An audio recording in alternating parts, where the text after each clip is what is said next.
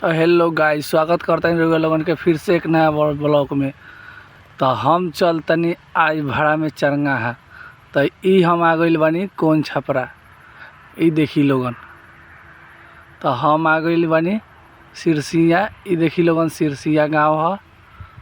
तो हम आ गई भाड़ा में, यहाँ से हमरा लेके जाए के बाद चरंगा है।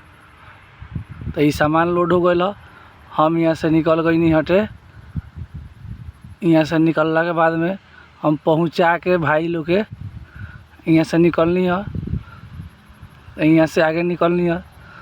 तो चरंगा से हम निकल गई, अभी चरंगा बानी हम। ई रहल आमुआ, ई देखी लोगन।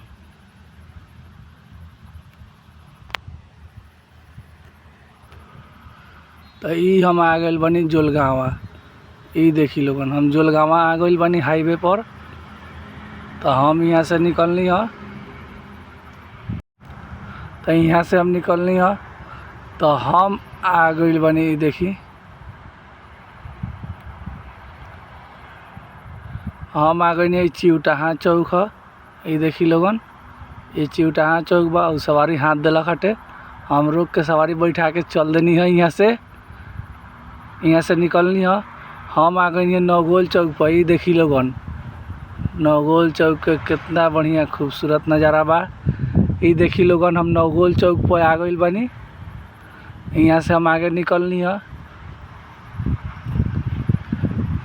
ये गाड़ी देखी लोगन, ओवरटेक मार के हमारे से निकल आगे। तो हम यहाँ से आ गए कोटवा। ई देखी लोगन, कोटवा मार्केट, जौन की बहुत बढ़िया मार्केट बा कोटवा।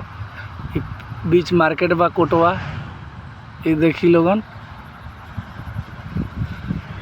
ये रहल दुर्गा मंदिर। यहाँ से हम आगे निकलनी है। तो हम मार्केट में ज़्यादा वीडियो ना। तो हम आ गए चौक पर।